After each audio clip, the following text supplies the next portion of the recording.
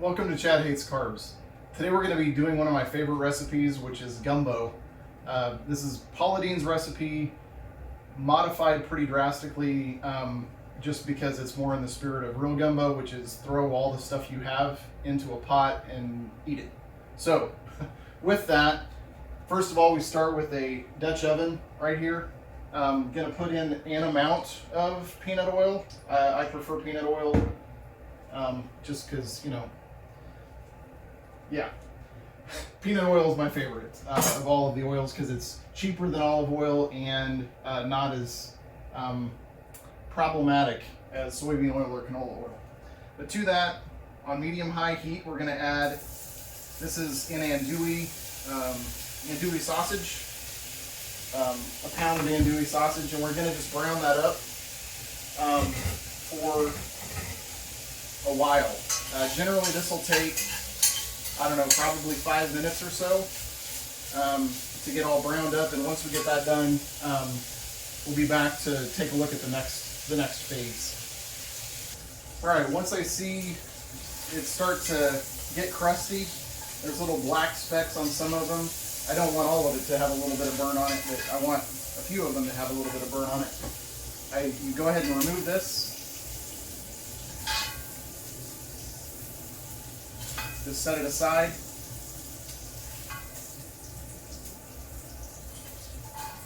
And that's one of the reasons I'm using this slotted spoon here, is because I want to leave oil in there and not have it just sitting in this bowl. I'm going to go ahead and be able to use some of that oil here in just a second, because what we're going to do next is we're going to add some butter.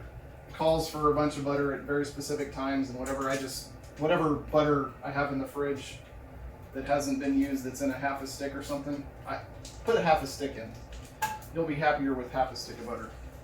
All right, so we're going to stick that in there, and then at this point, what we want is the, let's see, specifically calling for onion, garlic, green pepper, and celery. So we've got onion.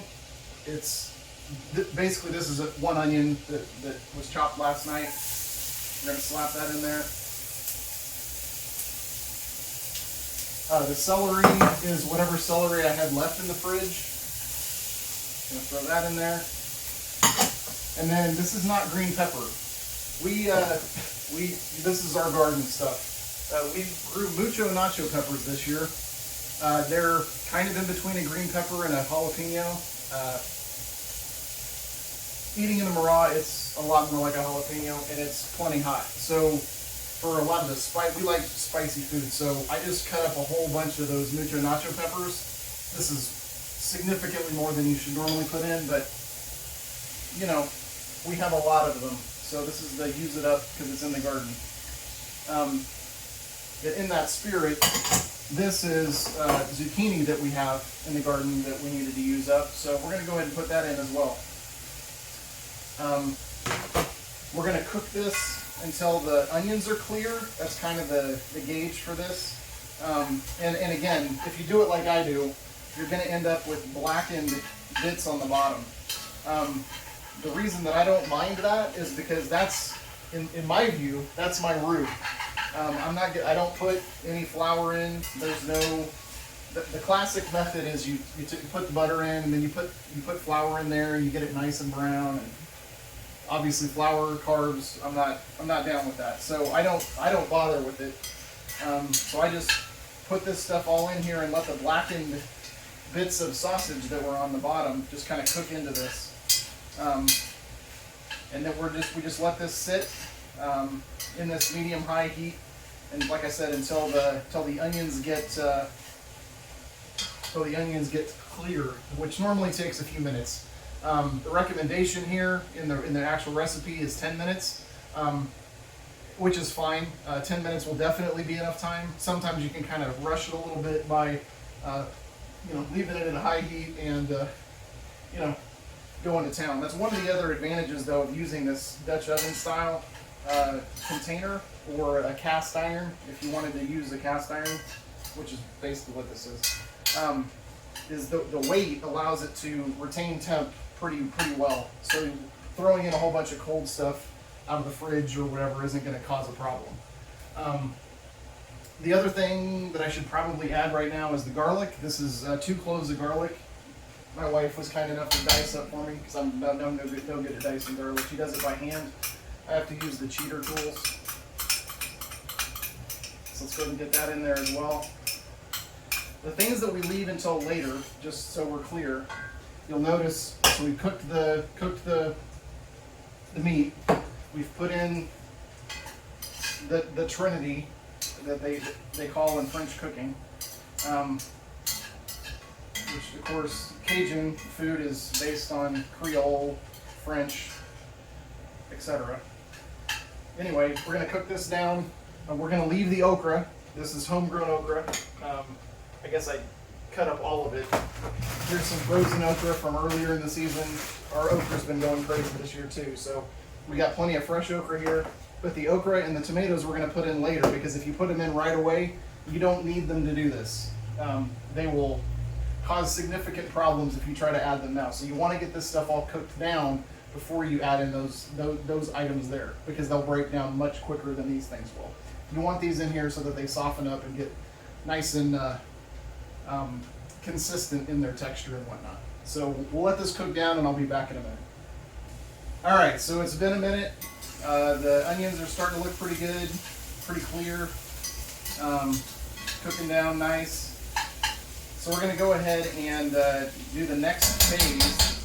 Next phase is Worcestershire, or Worcestershire, if you insist on pronouncing all of the syllables. 1/4 cup of Worcestershire. And then you're going to put in a 1.5 teaspoons of parsley. And make sure you measure it super accurately, because it's very important that you have exactly the right amount of parsley. This is, at this point, you're going to take that, and it's, again, saying you're going to stir it and cook it for about 10 minutes with that Worcestershire in there.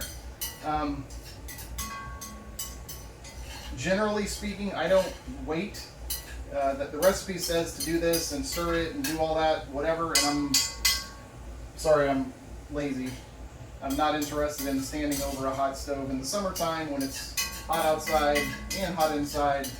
So I kind of make sure I got all the parsley kind of, mixed around and whatnot, and then I move on to the next step, which is 4 cups of hot water. Not exactly sure why they want hot water, but I figure I just get hot water out of the sink. I'm good to go. And then it specifically calls for a bunch of beef bouillon cubes. I believe the answer is 5 beef bouillon cubes. And we have this better than bouillon stuff that, of course, is going to be impossible for me to open now. That's fun. Maybe I should get out some bouillon cubes. Anyway, it's this like bouillon paste stuff, which, okay. And it says, I think it's teaspoon per, 1 teaspoon equal to 1 bouillon cube. So we're supposed to put an amount in. I don't know, that looks like 5 bouillon cubes, maybe. If not, it's close enough. So I'm just gonna set that in there. I don't know that it's that much easier or better than just using regular bouillon cubes, but I think my oldest son saw it on some cooking show one time and thought it looked cool, so he wanted to try it. So anyway, so that's the next step. Again, water, bouillon, and parsley, along with the Worcestershire. And at that point, you now have this water-based thing, and now we're not frying anymore. I think that's the right technical term. So at this point is when we can throw in all the rest of the stuff, okay? So at this point is when we add the tomatoes, and it's about that many tomatoes. Specifically, they talk about 2 large tomatoes, but it's a garden, so we have like these tomatoes that are like, this size, and they're all lumpy and weird because they're not, grocery store tomatoes. So just put in an amount of tomatoes. Same thing with the okra. This is just the okra that we have right now that we haven't set aside for deep frying. Let me be clear about that. So we're going to throw that in there. Okay.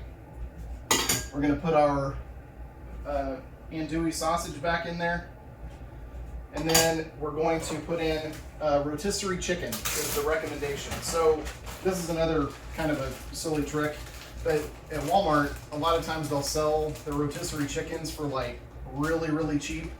And if you can get a chicken that is a rotisserie chicken and you can get the whole chicken for like $3 or $4 because it's on sale, buy it and then shred it and then throw it in your freezer. And then you just dump an entire chicken worth of chicken meat into your gumbo. So the meat cost on this is significantly lower because of the fact that we are able to, we just buy the chickens when they're really, really cheap and then shove them in the freezer. So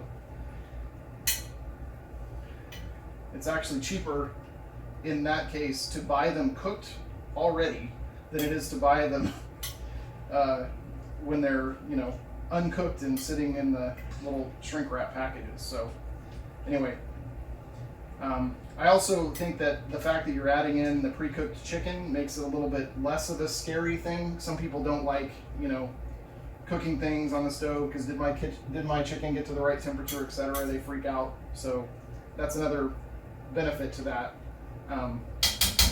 method.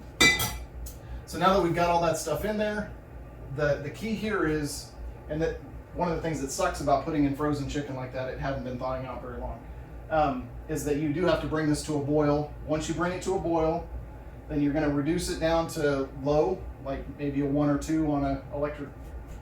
And then I like to cook it covered like this for hours.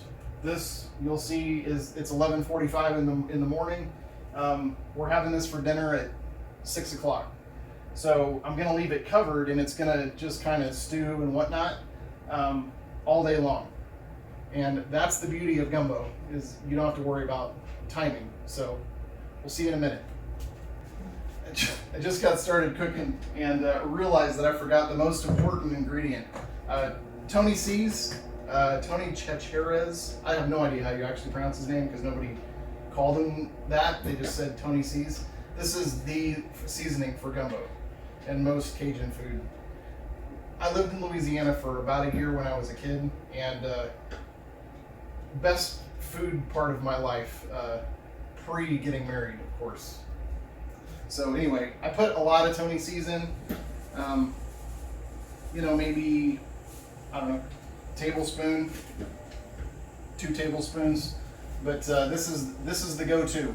So make sure you got this to put in your gumbo. And now we let it cook for 3 or 4 hours, or 5 hours. So it's been a good 4 hours, just sitting on the stove. I just took the lid off. It's nice and dark. It's brown. You've got that nice brown color, a little bit golden from the from the butter and from the peanut oil there. Everything's cooked down really good. The texture of the zucchini is just very soft. Exactly the kind of thing that you want to see. So let's try it.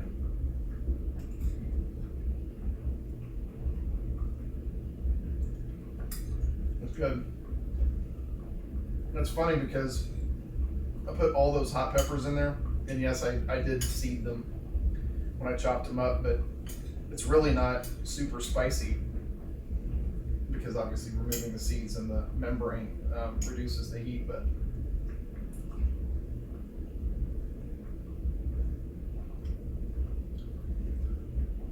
yeah, it's very the gumbo flavor.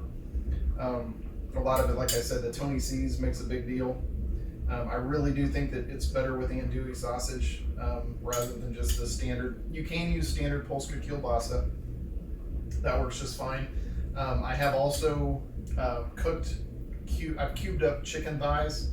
There was a really good deal on some chicken thighs, so I fried up a bunch of chicken thighs, just cut them up into little cubes and fried it in a frying pan before throwing them in there. I cooked those alongside some of the rest of the things I was working on, like while I was browning the sausage, because you don't have to worry about the sausage as much as you do making sure that your chicken is cooked. Obviously it'll cook, but I wanted it to get some of that sear, to get some of that depth of flavor that you get in a rotisserie chicken as well. So there's a lot of different things you can use with this recipe. You can throw a lot of different stuff in there. To me, the biggest things are making sure that you've got enough vegetables, because I really do think that is important. And surprisingly, the one vegetable that I would not want to miss, I can leave out the celery and the onions even, and use onion salt instead. But I'm a big believer in making sure that you got the okra in there, because without okra, it just doesn't have the same kind of feel to it. So anyway, let me know your thoughts if you have any specific things that you prefer to put in or take out. I'm not a huge seafood person. I know a lot of people swear by seafood gumbo, but I'm a chicken and sausage gumbo guy, so which I guess is good because I live in the Midwest. So anyway, with that, thanks for watching. Please like and subscribe, and I'll talk to y'all soon. Have a great day.